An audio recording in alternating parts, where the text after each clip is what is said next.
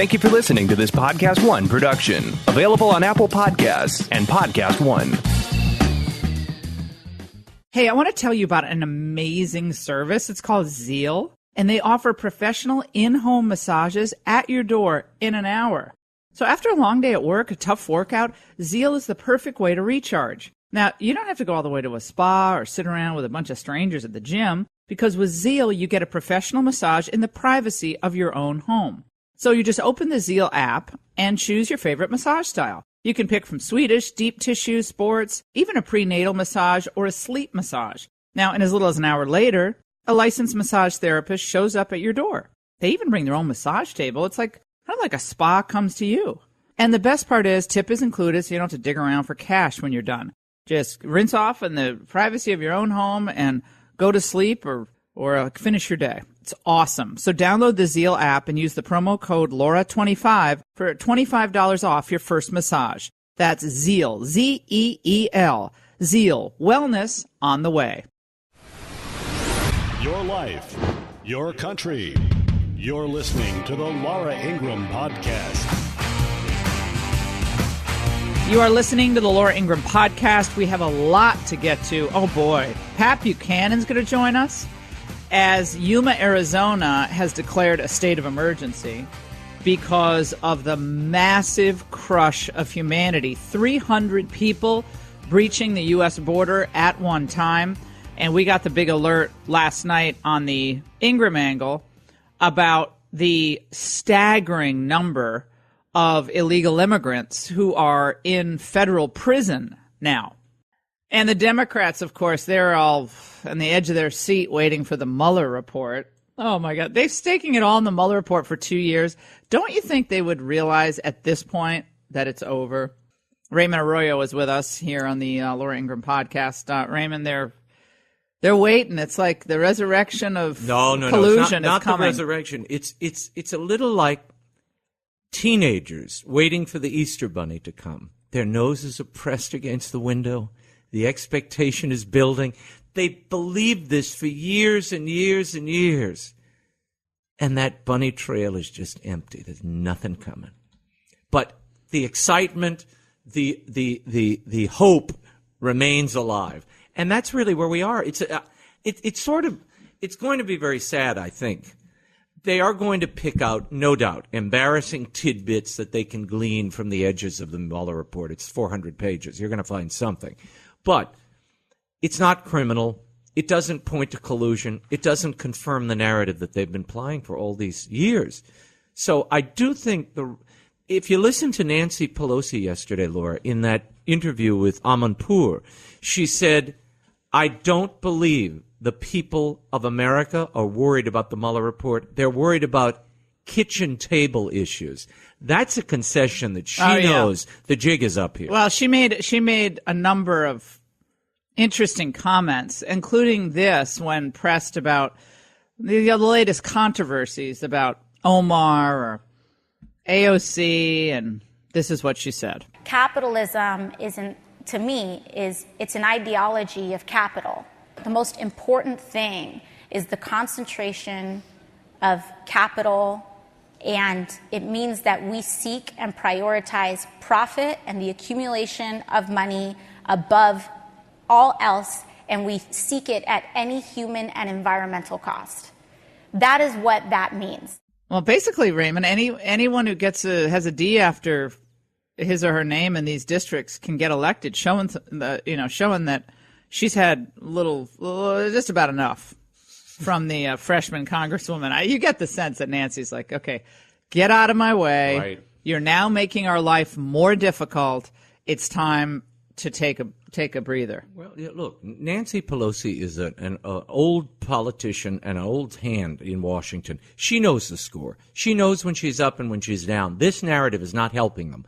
It's hurting them, and it's dominating the headlines. Whatever AOC or Omar or Tlaib are saying that day, and there's no room for Nancy or anybody else.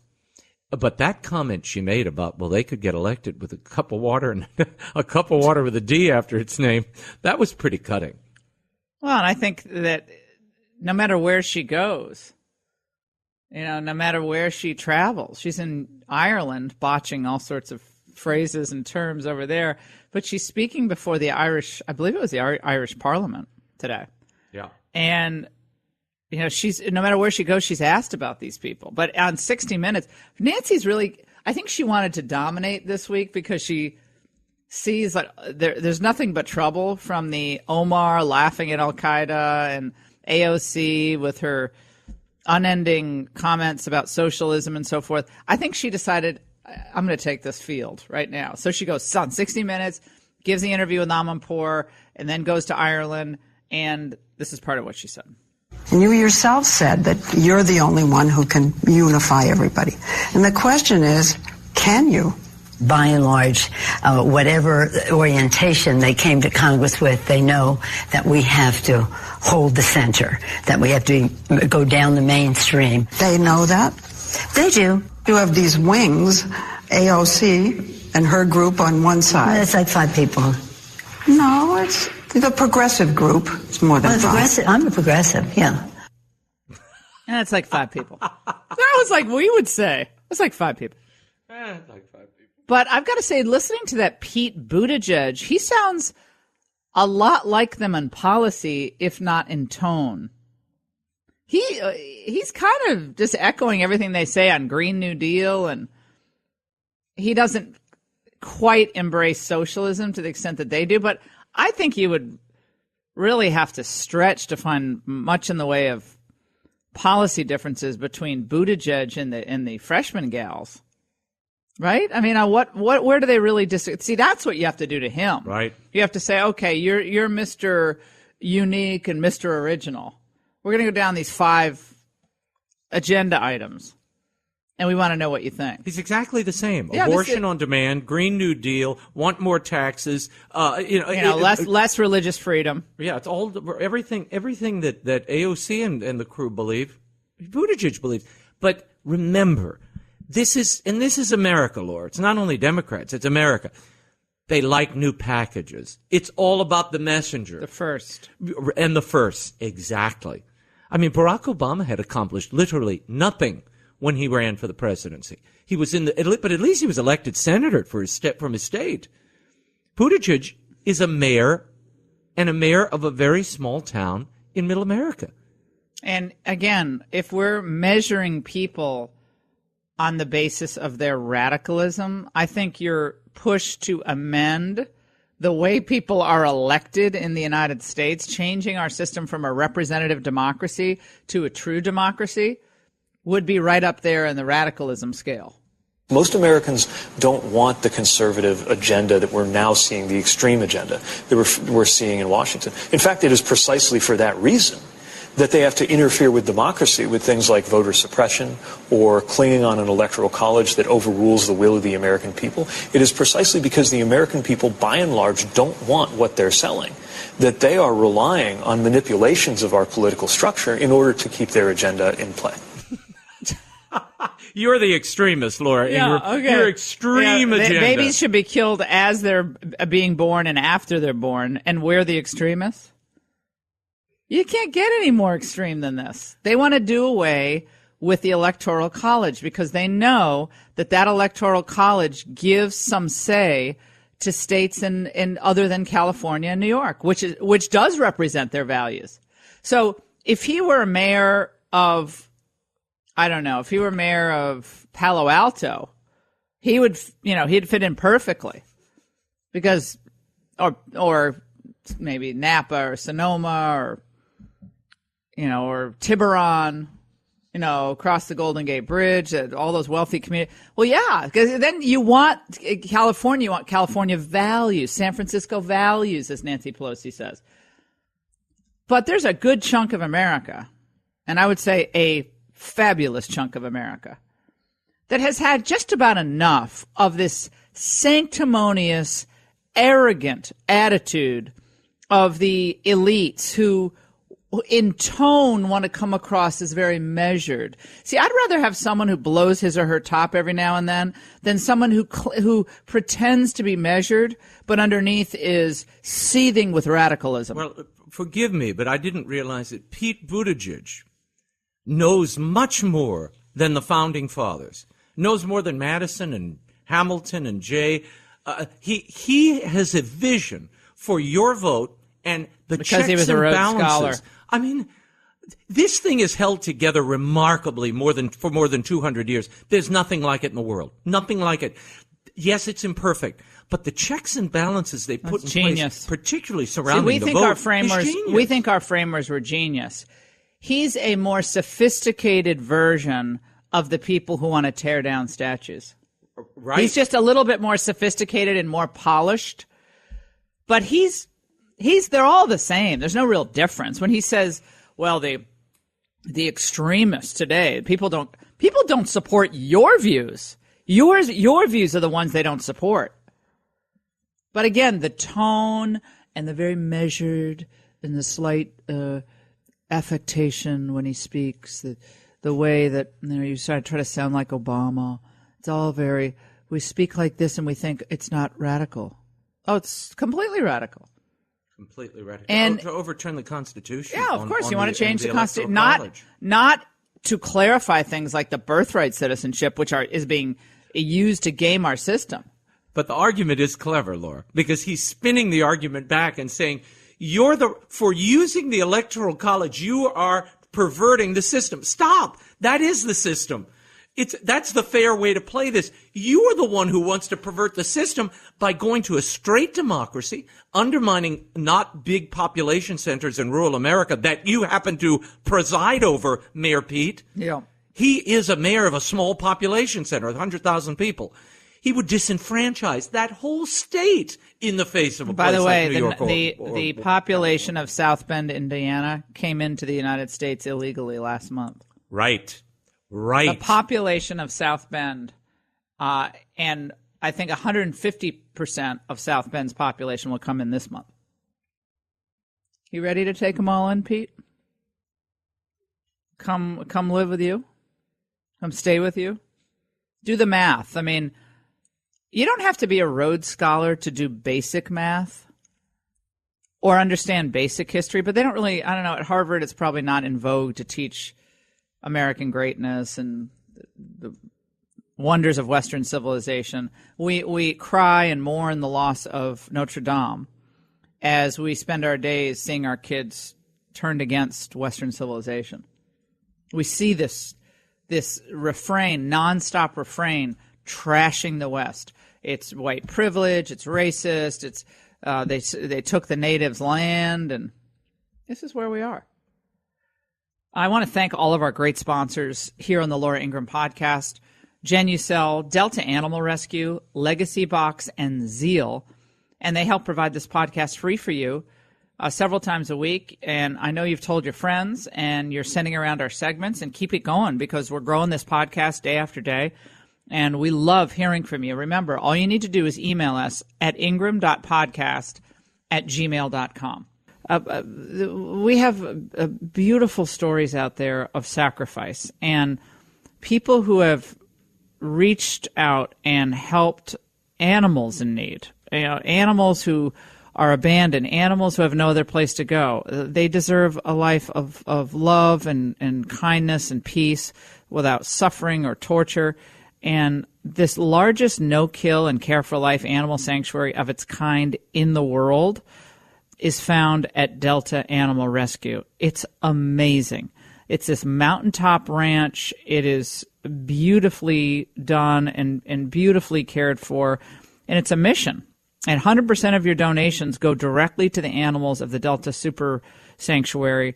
You can't take it with you. So if you are doing your estate planning, and a lot of us have already done this, but you can add Delta Rescue's tax-saving estate planning options to your own portfolio of giving. And we have a lot of different places and people we can give to. And I can tell you this is a great group of people.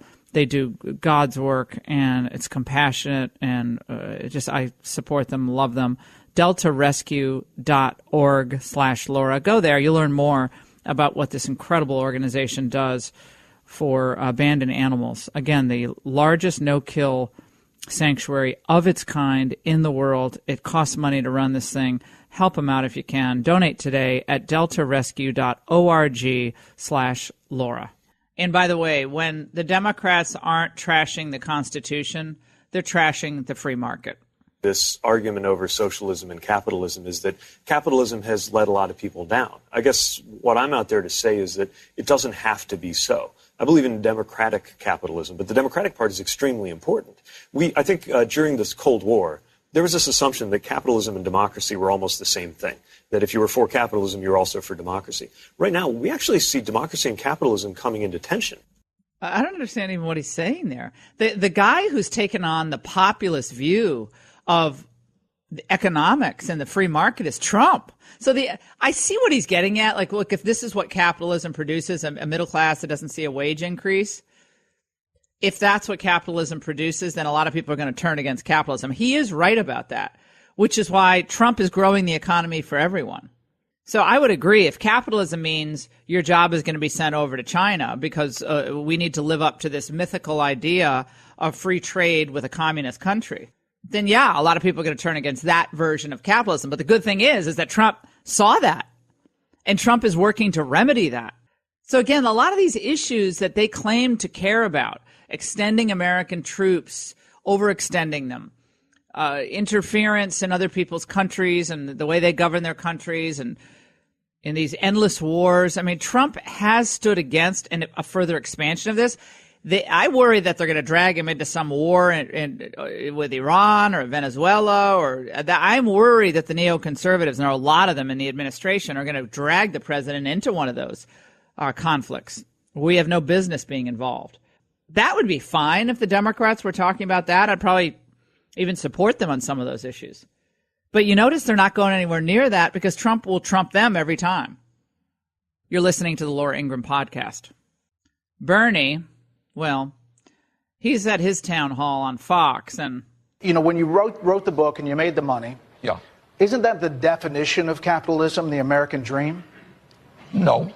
I mean, what we want is a country where everybody has opportunity. I have a college degree. Like, I'm a United States Senator.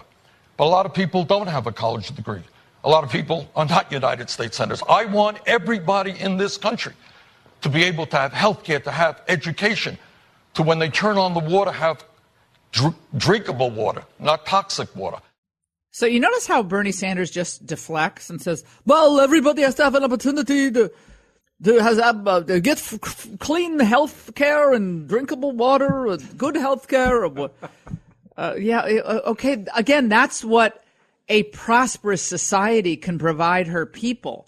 If a society is not prosperous, and we don't have a vibrant middle class that exists when a country protects its manufacturing, protects its industry, continues to grow and innovate with the help of less government regulation and lower taxes. If you don't do that, then everybody's going to live in poverty, except the elite of the elite, the upper echelon of the government, as we see with China and we still see in Russia, where we have a lot of really rich people and a very small middle class. That's what you see in Russia now. I mean, when I was there, I was stunned at how much had changed, but in a way, how little had changed. Money was concentrated only among a certain subset of the population. So the wonder of America is the American dream, which they revile now. It's a mother and a father and three kids and a dog and a white picket fence. That's over. That era is over. Good riddance. That was a great era for this country, a great era. Not to say everything was perfect. Everyone had perfect civil rights. No, we had work to do. But just the idea of people being able to make a living. If a mom or a dad wants to stay home with kids, they can stay home with kids. Because guess what? One person makes enough money to support the family. And then you could raise your kids and be with the kids. And maybe occasionally go on a vacation. I mean, this is good stuff. This is good family-centered stuff. And if that's controversial for these people, then, okay, we can just make that argument to the American. That is what most Americans want. That is what most Americans hope to have in their lives. A life that is not tangled up in government regulation, where people can pursue their own destinies and not be taxed into oblivion. That's what they would like, not be saddled with massive debt either, which is why, we'll talk about this college education issue and whether we really need college education, 4 years of college education for all people. Yes, we do. We need it, and we need it for free. Everybody should have it. Why not? Well, for free. I love that. He's becoming the count in Sesame Street. He's Waldorf and Stadler. 1, 2, 3, 4. up in the balcony. Well, Milton Friedman, of course, spoke eloquently about the free market and free enterprise. So far as poverty is concerned, there has never in history been a more effective machine for eliminating poverty than the free enterprise system and the free market. The period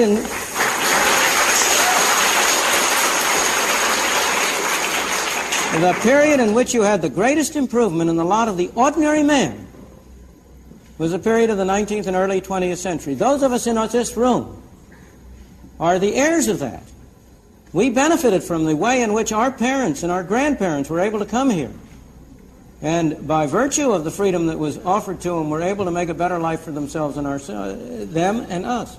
But next, if you look at the real problems of poverty and denial of freedom to people in this country, almost every single one of them is a result of government action and would be eliminated if you eliminated the bad government failures. Oh, he was such a genius in so many ways. And again, but none of these people read any of this. They don't.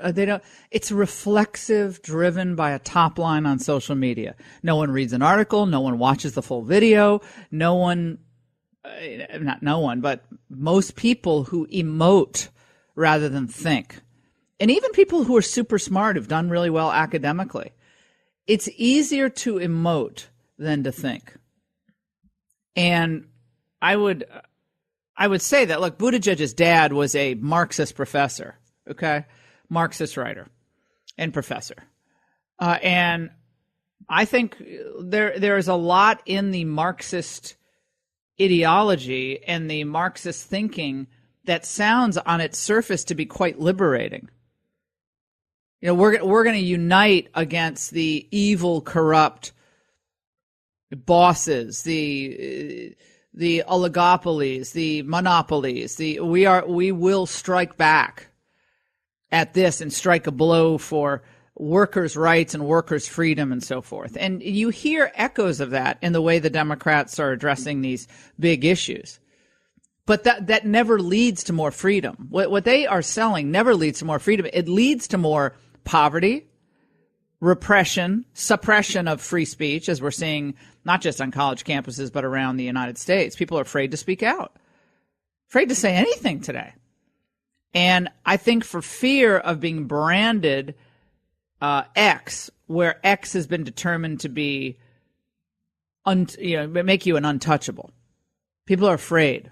So in this world of, we're the people who want more freedom. No, they don't. They don't want more freedom. Maybe to have an abortion or it comes with, sexual relationships, maybe that. But not more freedom, not really. Freedom is contracting in the world where government is growing. Right. No, they want more government expansion to force a particular point of view, a particular vision of America on everybody else. And imagine if conservatives were attempting to do that, to use the government to stop freedoms. They would be marching on Washington every day of the week. Right. You can't. That's not the government's role. We are the government. We are, and therefore we can't have this thing crushing down on us and our abilities and our initiatives. And that's really at the heart of what's being advanced here. I have to say, I'm shocked by the brazenness, though, of these agenda items, from the New Green Deal to talk of stopping and getting rid of the Electoral College. This should make people just. I'm shocked at the lack of shock. I don't think people fully process what is being advanced here and how really radical and bizarre this is in the context of America. I also think it's a good opportunity for Republicans to go to some of these smaller states that they had lost election after election. I'd go into New England and I'd say, these people want to completely minimize your role in electing a president of the United States. I'd go to Vermont and Connecticut and And I'd go to New York. If I were Trump, I'd go right to New York. I'd say, okay, you see what your state has done? New York City's about to go bankrupt. Next 4 years, New York's going to be bankrupt. They're going to look for a federal bailout. You know it's coming. New York is on the rails. Connecticut, a mass exodus of jobs. I would not cede the territory of New England. I wouldn't. I know it's because I'm from New England, and I hate the fact that so much of New England is lost. But I would say these people who claim to be your great liberators want to run roughshod over any electoral input you might have in this election by having California and New York and maybe Illinois and Florida run the show. I guess maybe Pennsylvania. Pennsylvania is still a pretty big electoral foothold. But I don't think that works. So again, the tone of Mayor Pete, he's so nice and he's so this. I would rather have one of the things that I like least, and I've understood this over time. Raymond knows what I'm talking about here. Someone who on the surface appears to be so nice and opening doors for people. Hey, you look great today. How are you? It's great to see you. How you doing? I sent a check and donated to the charity, and it's wonderful to see you. How are the kids? And then you turn around, and those people are the biggest frauds ever. I would rather have someone who is, to the wall and is a little rough around the edges, but when push comes to shove, is not going to stick a shiv in your back or betray you. Those are the people I like. And it's nice to have your, manners and all that too. But you know what I'm saying? It's like the perfect picture of the well coiffed and the this and what does that do? Not in this rough and tumble world we live in. You ever have the straight talker? Joining us now, speaking of, is one of our favorite straight talkers. Pat Buchanan, who is, he's a national treasure in my mind, and he was so far ahead of the curve on so many issues for so many years that it's, for me, it's just like, when I talk to Pat, it's like going home again. And I'm just so happy he's with us. Pat Buchanan, how are you? Good to talk to you. Doing fine. That national treasure was a phrase, I think, introduced by Jimmy Carter about Andrew Young, if you'll recall, our ambassador to the UN. Well, Pat, come on. Your day is only going to get, worse after being called a national treasure on my show here. So it's only this is like the height of your. I'm just kidding you. So Pat, there's so much to get to, but I do have to get your take on the media's rush to embrace and venerate this Pete Buttigieg from South Bend, Indiana, and it's almost entirely on the basis of first. He would be the first gay president, the first gay president who's married and has a spouse living in the White House. And it's about his tone and about how he's soft-spoken. He speaks like this, and it's none of the tumultuous rhetoric of Trump.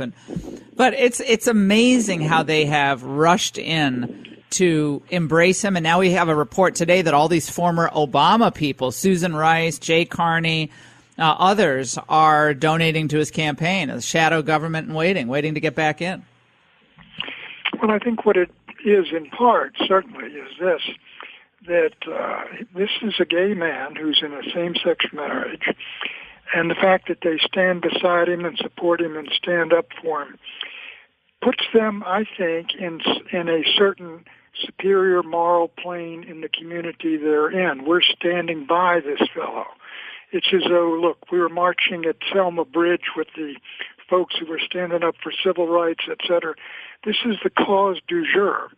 And so I think it's a testimony to where they want to place themselves. And by praising Mayor Pete and hailing Mayor Pete for his courage, it also says something about them. But I do agree with what you said before. They did a contrast this morning on one of those TV cable shows between how Donald Trump talked about people disrupting his rallies and how Mayor Pete talked about somebody disrupting his rally yesterday. And I will say the contrast was dramatic. And Mayor Pete was certainly sweet about it, and saying, well, that's your view sort of thing. And the Donald was really ripping him. So it was quite something. But I think people, they take a stand on issues, some folks naturally do, in order to tell the world where they stand. And there's a lot of folks that are saying, look, we are for this. We stand for Pete. We stand behind him in his marriage. We think that is right, just as Mayor Pete says. And that is who we are also. I think we as Americans have to decide for ourselves whether our tradition of Western civilization and our history and our monuments and our writers and our poets and are worth preserving. I mean, that's really kind of what's undergirding all of this. I mean, we see it with the debate about how Notre Dame should be rebuilt. Pat, I'm sure you've seen it, but now the thought among the elites in Europe is that it should be rebuilt as a interdenominational house of worship. Well, I think that's preposterous.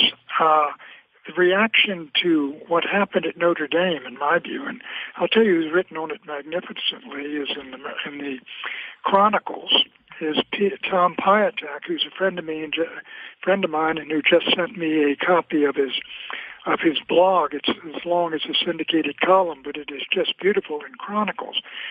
And I do think its Catholicism is integral to its enormous appeal. I think its Christian roots of it, the longevity of it, the fact that this represents the faith that was at the core of Western civilization that came out of the dying Roman Empire, and this is the heart of France, Catholic France, the eldest daughter of the church. I mean, it is a religious building, and it ought to be maintained as what it is. And the idea, why do people, frankly, if many of these modern churches went down, no one would want to see them crash and burn. But it would not be as affect people the way this has done. And I think it's got to do with the fact that, look, this is Mother Church of Europe, and not only of France, but of Europe and of Western civilization. So, the idea of putting some modern structure in its place would never and will never, in my judgment, because it's not rooted in the truth that the Notre Dame was, it would never attain the kind of reverence and respect Notre Dame has with peoples, many of whom are not Catholics, many of whom are not Christians, and many of whom are not even Europeans. Yeah, well, European descent. Right. Well, treating it as just an iconic structure, if I heard that phrase one more time, or a museum, which is when you go into, I was saying this yesterday, Pat, when I was in Switzerland this summer and I was in Zurich, and I went into some of these beautiful cathedrals that are, of course, that in the Reformation were completely robbed of all of their statuary and relics and the altar. I got profoundly depressed in these spectacularly beautiful on the outside cathedrals and beautiful churches, but it was all denuded of the meaning. Yeah, and some of those churches are being turned into condos, right? In Europe. Right. I recall I was on a trip to Eastern Europe. As a matter of fact, it was right around the time that Gorbachev sent troops into Lithuania, Latvia, and Estonia. And I think it was in Latvia that we went into, they always take you into, this is the old city. And they went in and they said this church was, this is a Lutheran church. I think it was built in the 14th century. I said, that's one of ours that's been taken over, my friend. There were no Lutheran churches in the 14th or whatever century it was. But you're exactly right. Many of the churches that have been dotted in Europe that still survive all this were originally Catholic before the Reformation. And some of them, as the Protestant churches have basically, and I wrote on that this week, many of the Protestant churches, mainstream churches, have been losing their congregations dramatically to today, where those Americans who profess no religion, which is 23%, are probably twice as numerous as those who profess traditional mainstream Protestant religions, such as, Presbyterians and Methodists and Episcopalians and Lutherans. We're talking to Pat Buchanan here on the Laura Ingraham podcast. Mike Pence spoke about the relentless criticism he's received from Mayor Pete on the issue of his faith and Christianity. This is what he said. You know, I've known Mayor Pete for many years. We worked very closely together when I was governor, and I considered him a friend. He knows I don't have a problem with him. I don't believe in discrimination against anybody. I treat everybody the way that I want to be treated. I think Pete's quarrels with First Amendment. All of us in this country have the right to our religious beliefs. But Buttigieg, of course, himself said, no. He supported the Religious Restoration Act in Indiana. And the Religious Restoration Act would have allowed for, quote, discrimination, close quote, against people like Mayor Pete and his spouse in terms of, accommodations and so forth. Let's listen. The vice president is entitled to his religious beliefs. My problem is when those religious beliefs are used as an excuse to harm other people. That was a huge issue for us in Indiana when he advanced a discriminatory bill in 2015 under the guise of religious freedom that said it was lawful to discriminate provided you invoked religion as your excuse. And I just believe that's wrong. This isn't about him as a human being. This is about policies that hurt people, policies that hurt children. And you'll notice that to this day, he has not brought himself to say that it shouldn't be legal to discriminate against people in this country because they're LGBT. Well, he's demanding that everyone get in line with a more progressive view on every conceivable social issue. Really. I mean, it's really every issue. It's beyond marriage and all of that. It's to every issue. And if you don't line up with this progressive view of the world, we will call you every name in the book, even if you've been nice to me in the past. And others will pile on, and then he will be perceived and portrayed in the media, Pat, as the great moral arbiter. But they never pull this stuff on the Muslims. Do you notice that? The Muslims never get the demands issued to them about marriage or any of these other issues. Well, this is quite there's a number of levels on which this is quite a conflict. One of them, Mayor Pete says, basically, I'm as the Creator made me, and he implies I'm living the good Christian life, and you who say that I'm not, you're wrong. You're dead wrong. And on that level, you're talking about really a religious clash between beliefs, because there's no doubt about let's take traditional Catholicism, holds that homosexuality and homosexual acts are morally everywhere and always wrong, and that it reflects a moral disorder in individuals who move in this direction. And what Pete is saying is the traditional teachings of the Catholic Church and other Christian religions on the matters of homosexuality are morally and theologically wrong. In other words, what the Church has been teaching, say, for at least 1900 years, that is wrong.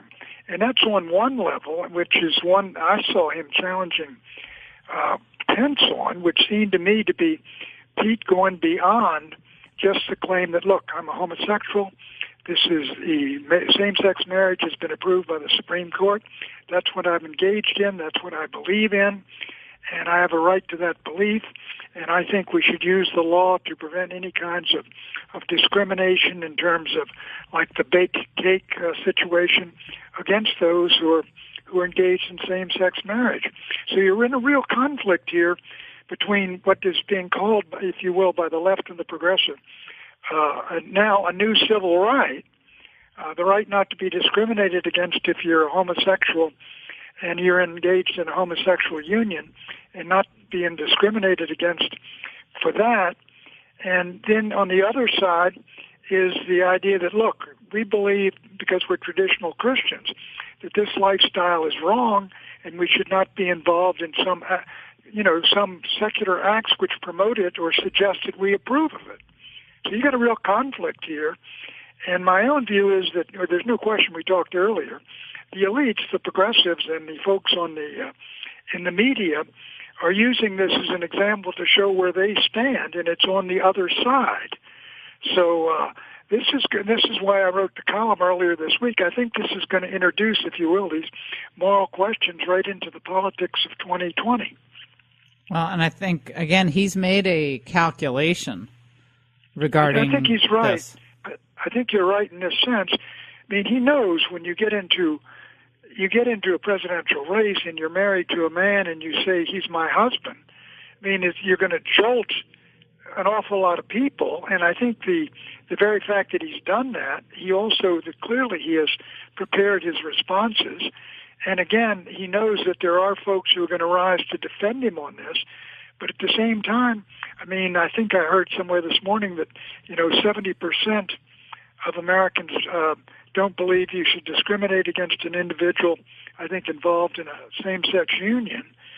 But there's a huge slice of America that doesn't believe that is moral or right or true, no matter what the Supreme Court is. Yeah, I mean, it's like with abortion, right? I mean, the court thinks it settles it, but it doesn't settle it.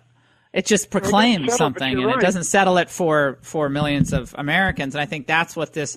He wants to draw Pence into a conversation about this, assuming that the conversation in the debate will propel him ahead of the Democrat pack. I think that's what he said. What's going to happen. I think he's going to get hit with a question at the Democratic debates on this, and he's got his answers down cold, and his answers are frankly will be extremely well received by most of the audience at those Democratic debates.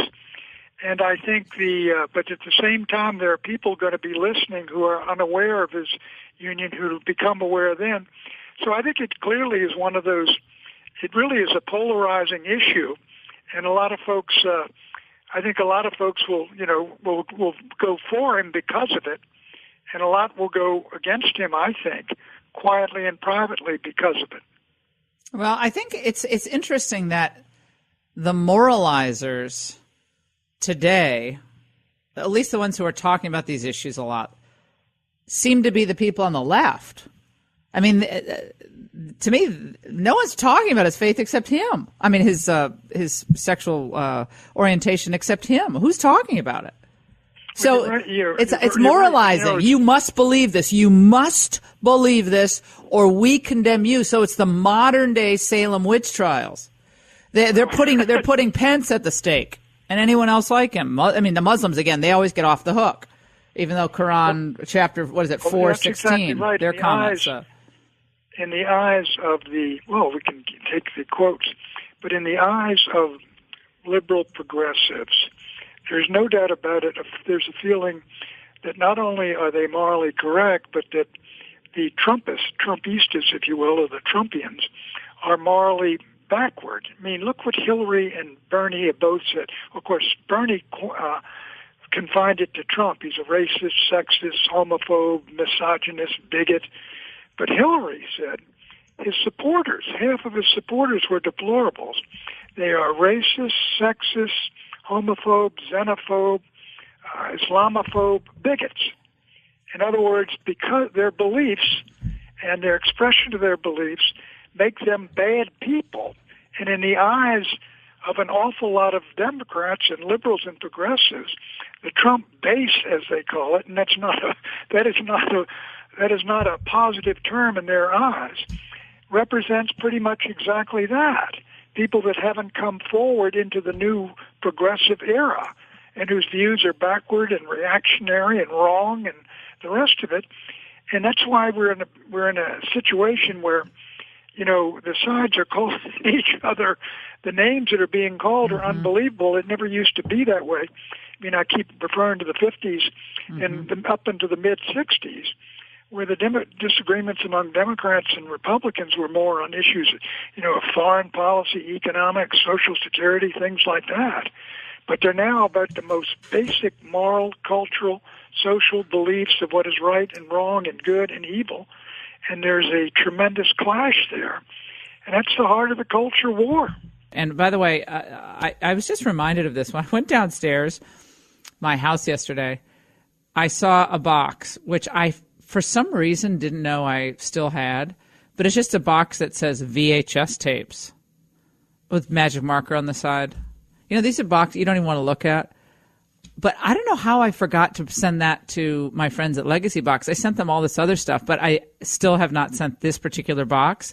Well, now I know how to do it. It's so easy. If you want to get your memories preserved, because the tape doesn't last forever, digitized so you can pass it on to your kids and you don't lose those precious memories, well, all you need to do is go to legacybox.com. You can send your photos, your VHS, your audio tapes right to Legacy Box, the kit that they send you, and they'll do the rest. So they'll return to you a thumb drive or a digital download, even a DVD if you want that. It's very easy. It's like magic. And with Legacy Box, you can digitize all your old family memories, and then you become the family hero. So it's never been a better time to digitally preserve your memories. Just visit legacybox.com and get started. And for a limited time, they're offering my listeners an exclusive discount. Just go to legacybox.com/Laura, and you'll get 40% off your first order. Again, legacybox.com/Laura. Save 40% today. Get started preserving your past.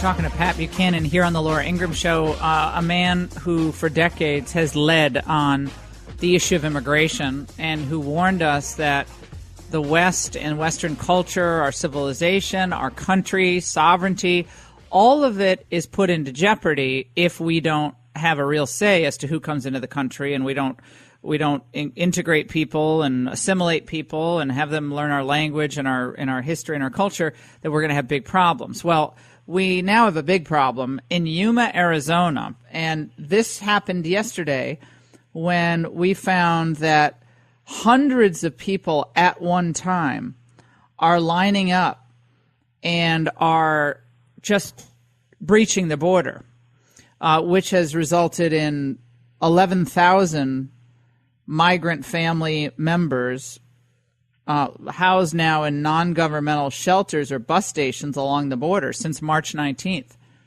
We have 120,000, it's projected, to have crossed into our country, the size of South Bend, Indiana, a little bigger than South Bend, Indiana, as a matter of fact, just in the month of April alone.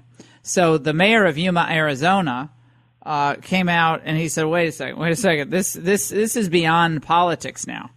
This is beyond an emergency. We're over capacity. His name is Doug Nichols. Let's listen. It's definitely in a crisis mode for us. It's not something that we had set up for, so we had to scramble to get set up for it. And it's in a crisis type, emergency type environment. So Mayor Doug Nichols and the local government of Yuma said, we're just releasing hundreds and hundreds of migrants because we don't have the capacity to take them in. And, Pat, this was Obama's former Border Patrol chief, Mark Morgan, describing the situation as it is now on the border. This isn't just a crisis. This is a crisis like we've never experienced in the history of this country since we started tracking numbers. And, again, we've had that talk, and that's because of the demographics. There's still this very false talking point out there that, well, back in the 90s, the numbers were higher, over 1 million. Well, first of all, again, you got to remember, they were Mexican adults. We were removing, deporting 90% of them. With the broken asylum laws and other loopholes that are there, we're seeing 65 to 70% being family units, and because of those broken laws, we're allowing them in. So this year, we're expecting to hit 1 million, but we're going to let 650,000 into the country. That's driving this crisis, driving our resources being overwhelmed. We have to address it. Well, Pat, clearly this is just beyond absurd. Well, and it's outrageous. I've mentioned before, this is the existential crisis of Western civilization. You get to 75,000 in February, 100,000 in March, and more coming in April. I don't know how you stop this. And we've seen it happen in Europe, and it's happening in the United States. And I don't see how you stop this before it really overwhelms pretty much of the country. And I talked to a group of sort of political guys earlier this week, and I said, what's going to happen here is that as the numbers grow, you're no longer going to be able just to call Donald Trump names and denounce his wall Democrats are going to have a program themselves to stop what is clearly an invasion of the poor and the oppressed and the folks in Central America, some of whom are opportunistic, some of whom are coming for jobs, some of whom are escaping from poverty or repression. There's nothing to stop them from coming. And it's going to go on and on and on. And the Democrats are going to have to come forward with some ideas of how we're going to stop it, how we're going to close the border, or they're going to be kept out of power. Because that's going to be as I said, the existential issue that overwhelms every other one. This is going to be the biggest issue. In the Washington Times this morning, I noticed the lead story is Democrats are moving to deal with this problem of the border. They realize they have to have an answer to it. But the truth is that, Laura, I don't see what the answer is for the United States. I mean, absence of getting rid of the idea of asylum, one of the ideas obviously is if you leave, a country, say Honduras, and you're persecuted there and you get in Mexico, the first country you get to that is country that's not persecuting you, that's the one where you've got to demand asylum, and you don't have a right to, leave Zimbabwe and fly to the United States and request asylum. Once you get to South Africa, I mean, that's where you should get to the request for asylum in the first free country you reach. So I think, but again, I don't see how. Well, mass deportations. We stop this. Yeah, mass deportations. This is what Eisenhower had to do. Deported, 70,000, 90,000 people back in 1958, 59? Joseph Swing, and they claim they deported that number, but the others went home. It was about 1 million people who were allegedly, and I think the general moved them back into the interior of Mexico and on ships and buses, etc. But is this country in 2020 going to do what it did in 1954? No. I don't know. I don't think so. I don't think the will is there. And if you had an honest media, yeah. If you had an honest media, if you had Democrats who, weren't the Democrats of 2019, but the Democrats of 1960, you probably would. And I often say, to see where we're going, it's often good to take a look at some other country, and you take a look at the Mediterranean. There, in terms of Africa. About 2012, there are 1 billion people in Africa. There's supposed to be 2 billion in 2050 and 4 billion by 2100. And they're coming across in these leaky boats. Many of them are now drowning. They're being turned back. But what is going to stop folks from saying, look, I mean, if I've got to risk my life in the Mediterranean Sea, I'm going to do it, but I'm going to get into Europe and put my foot down there. So I've got a life and a future. And how are they going to stop it? How are they going to? I know you read about these horrible situations where there, boatloads of people, these leaky boats, and they're all crowded, and they turn over, and everybody's dead. No, it's a horrific situation, but it's an economic migration. People say, well, a Marshall Plan for Central America. Pat, that's the thing I've heard. Marshall Plan for Central America. So people want to stay there. Respect. Where are we getting that money? I mean, the problem is that I wouldn't use Trump's terminology, but these countries, but many of them are quasi-failed states, and they've been. I mean, all the countries in Central and South America, virtually, even Haiti was the first one liberated with what they did to the French. I'm not sure you'd call it that. They overthrew the French and slaughtered any number of them. But beginning with Haiti and all the way through the 19th century, these South American, Latin American countries became free and independent. And they've been that way for all of them for probably over a century and almost a century and a half. And if they haven't succeeded in freedom and independence on their own now, what leads you to believe they will in the future when the problems are growing, more and more intense? Well, the one thing that I think that you see is that in Guatemala, I know this for a fact, there are radio advertisements that say the border is going to be closed soon. Trump is threatening to close the U.S. border. If you ever thought about going to the United States, go now. And those are everywhere, flyers, posters, where people say, well, we'll get you there for $3,000 or $2,500. And it's going to get, that continues in Honduras and El Salvador and Guatemala especially.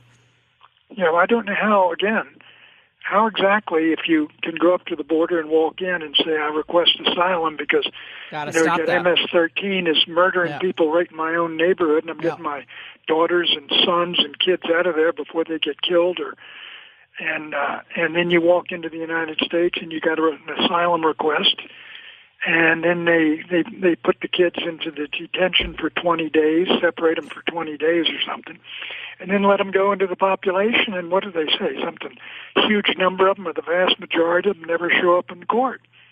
So it's going to change the entire character of the United States. And again, I see no answer to it right now, except to say that politically, immediate deportations. Here's the answer. You come into the country illegally, you lose any opportunity to claim asylum. You lose any opportunity to come here legally in the future. You're immediately deported, whether to Mexico or to Central America. We do immediate border turnbacks. When people know they can't work here then they won't come. All right, let me say this. If you're talking about securing the border and basically the whole 1,900 miles with fences and walls and troops and all the rest. Immigration judges. You can probably stop this, but it's going to involve doing things which I think the Democrats and others are not going to support. No, that's not who we are. That's not exactly. Who we are. They didn't even want the wall. Your phraseology is exactly right, because vast majority of people, that's not who we are. We take in refugees. We're a nation of immigrants, people seeking asylum. They have the right to come in. We can't send them back to these terrible places that Trump describes with his terms. I think Trump has the majority of the country on this. I don't care what the polls say. I think people see this video of in many of the videos that I'm seeing where it's 300 and 400 people. They video it, Pat, with special digital technology, so the people come up as white little specks on the satellite imagery, or whatever type of imagery it is. Almost when you get close-up shots, these are mostly men. There are some women with children, but they're mostly men. You're right. The photograph, it depends on what is on the TV camera. If you got a TV camera, pick and choose. You got a huge mosaic, and they take various small segments of it and put it on the air, and that becomes the whole thing. Mm-hmm. Now, if the picture is of 2 years old crying and holding on to chain link fence in one of these cages, it's going to be a picture that Americans say, look, that's not us. We don't do that stuff. Cut that out. But if it's a picture of all these folks coming over the border and things like that, and all these men standing up there at the border getting ready to walk into the country, and all these numbers are on the headlines, 100,000, 75,000, you will turn the country to the point where, look, we can't, what did Trump say? The country is full. We can't take anymore. That will be repeated. Well, I think 50% of Hispanics approving Trump now tells you a lot, too. A lot of these people were third and fourth generation Americans now. They left the poverty and the tumult of Central America and Mexico. They don't want America turning into that. And that's why a lot of them like Trump, because they like the economy and they don't want their wages driven down by millions of new low-skilled indigent folks who might, overwhelmingly might be really nice, hardworking people, but so are the people trying to send their kids to public schools that don't have 35 kids in a class already. Okay, yeah, but let me ask you, suppose you're a Democratic candidate in the fall of 2020, and folks have been coming in at 100,000 a month or something like that. That'll be 2 million people for basically for 2 years.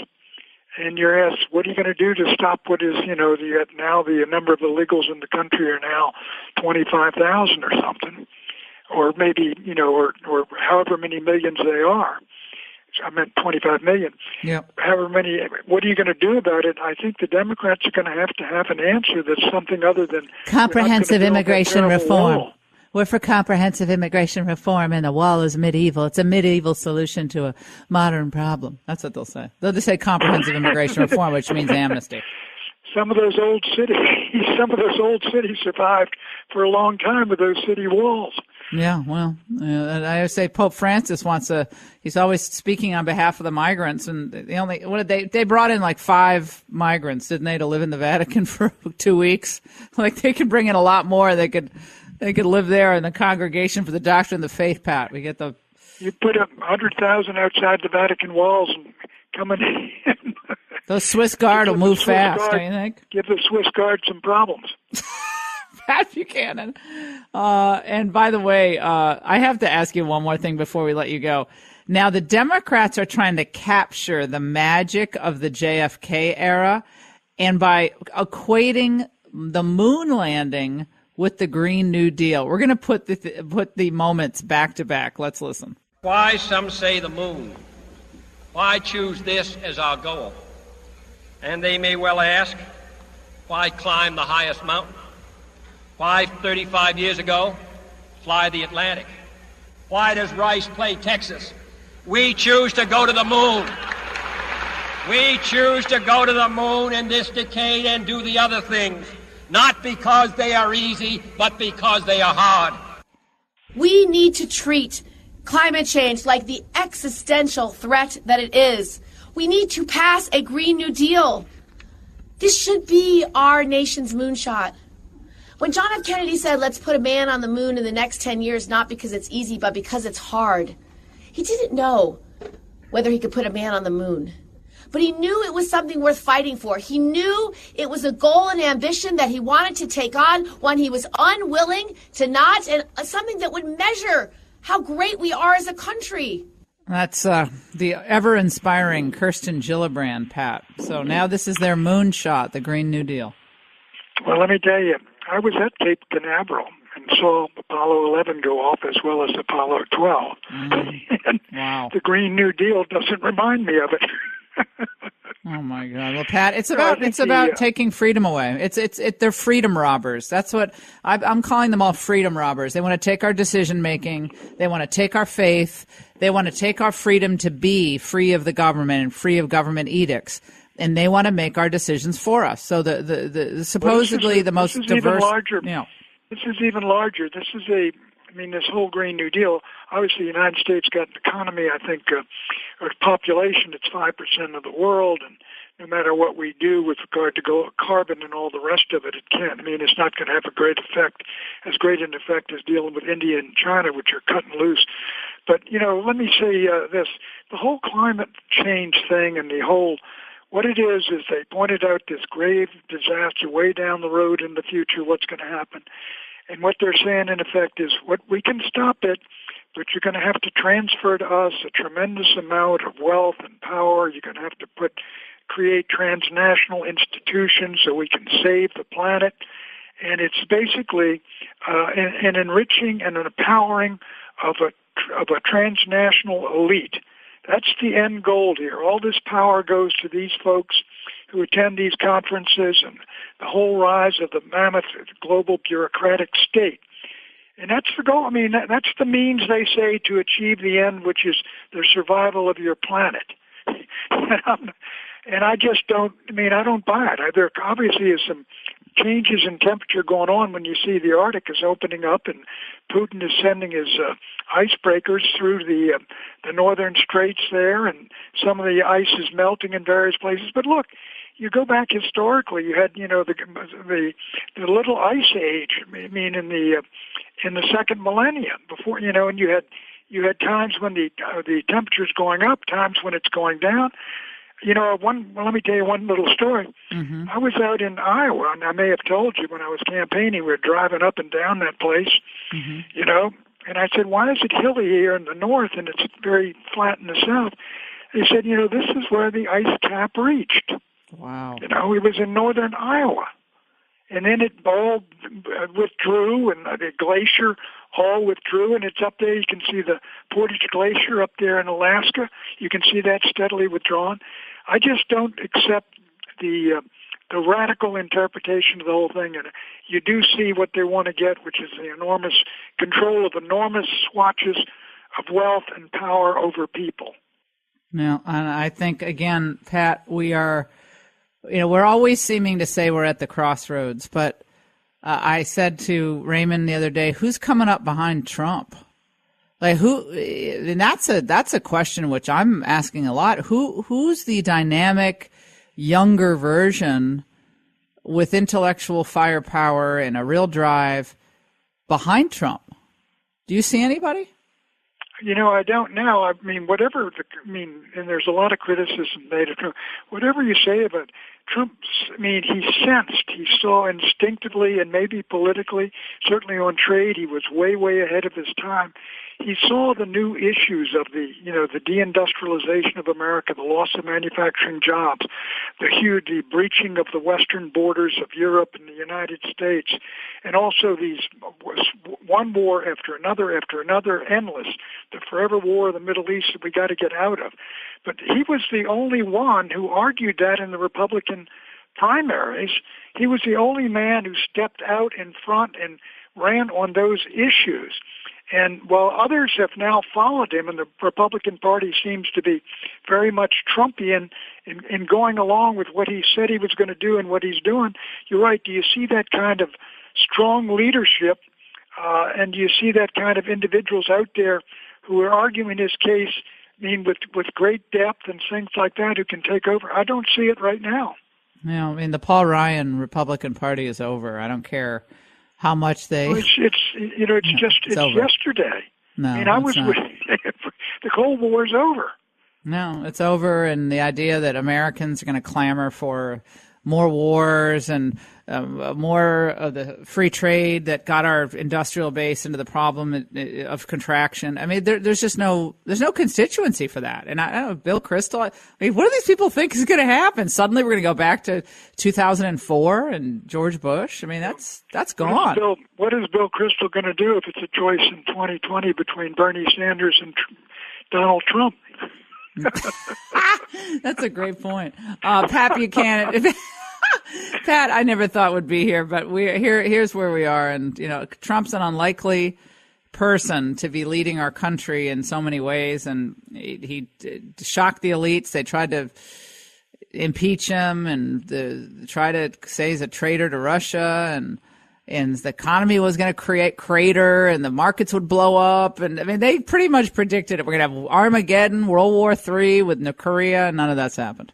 So, I mean, as a matter of fact, a lot of people some who were never Trumpers and during the election have, moved various degrees toward Trump now. I mean, there's an awful lot of people Trump was wholly intolerable back in, say, the fall of 2016, who are now saying, well, he did this right, he did that right, he did that right, but I'm still against him, et cetera. But you're going to face a either-or choice in 2020. Pat Buchanan here on the Laura Ingraham podcast. Pat, thank you as always. Always great to have you on. And a lot of you listening, you might be having a nice dinner, I hope, for Easter. If you celebrate Easter, well, you want to look your best. That means you need to take care of your skin.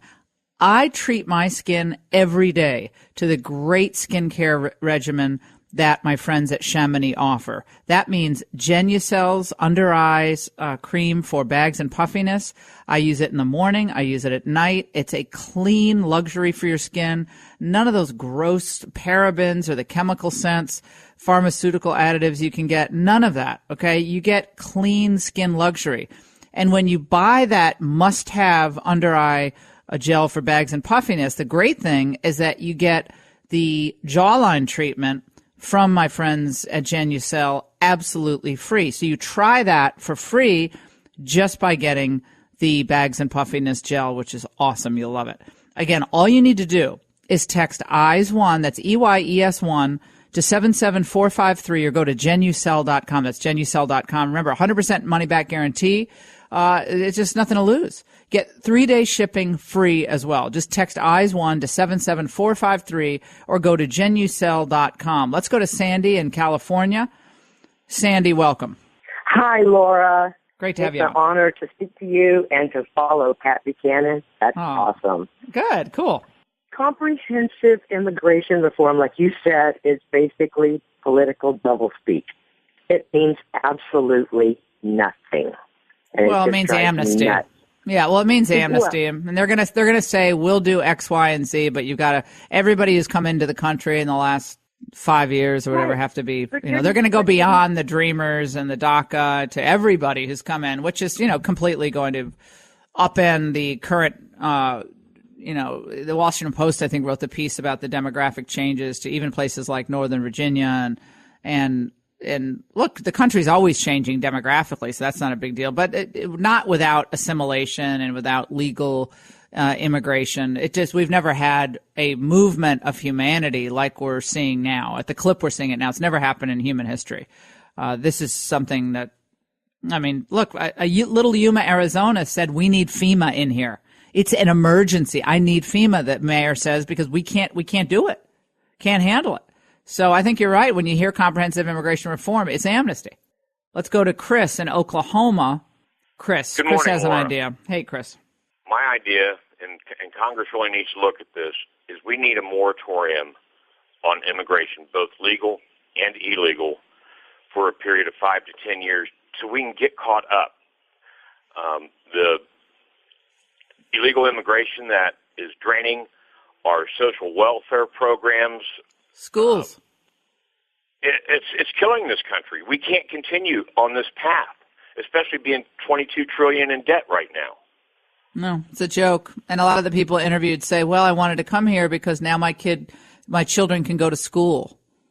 They can get the benefits they don't get. And so they admit they're economic migrants. But then they're coached by the NGOs who say, okay, say you have a credible fear. Say there's gang violence. Say you're in a, so they're all very well coached.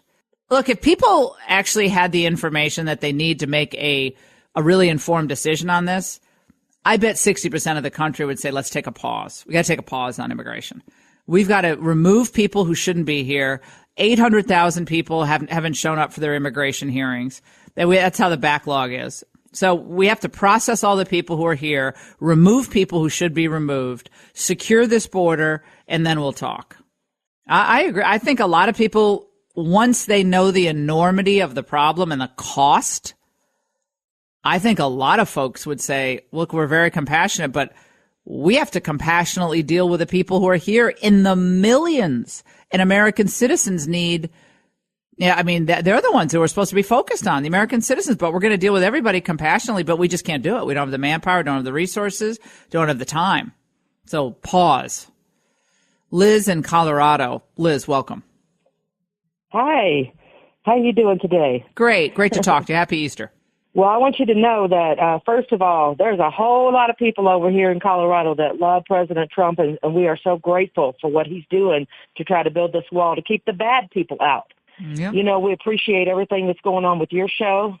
We watch you every day. We thank you, and we want you to know that there's a lot of people here that really want Congress to take care of this immigration issue. We need to fix what's going on. Yeah. Well, Liz, I'll tell you. What they're hoping on is that, we get enough people supporting pot legalization like in Colorado, that the whole country is going to be pot friendly. And that's the big push. Big weed, big piece in Rolling Stone, big shocker there. But Rolling Stone about big weed is going to be the litmus test for 2020. Not sovereignty, not an American border, not the economy, but do you or do you not support big weed? This is just another way of saying big tobacco or big pharma, whatever you want to say, except pharma at least does some good things. A lot of good things. Weed just makes people stupid and lose initiative if you're young. And it's just ridiculous. I mean, it's fine to some extent decriminalize like simple possession. I get that. But the idea that you should allow the sale of marijuana and that's the holy grail for the Democrats and a lot of Republicans now, I'm telling you, I'll say this till I'm blue in the face. It will go down as one of the biggest mistakes this country has ever embarked upon, this initiative to push pot.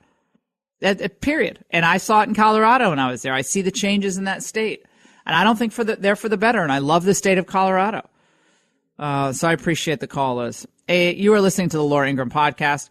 I want to thank all of our sponsors who are supporting the show. Genucel, Delta Animal Rescue, Legacy Box, and Zeal. All phenomenal companies, all phenomenal efforts to make life better in the United States and make your life better. And so it's just awesome. We love you guys. And thank you so much for what you're doing for free thought and free expression.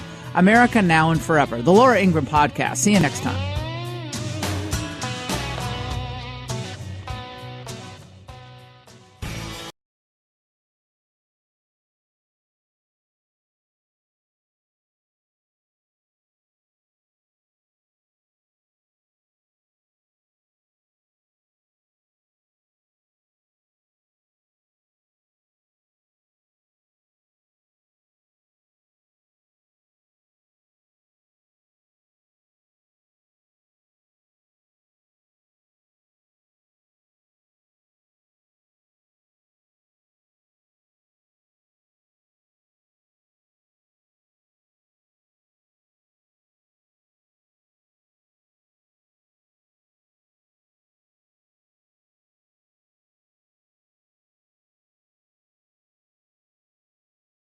Baseball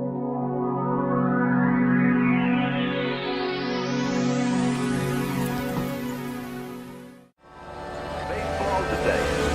It's the American way.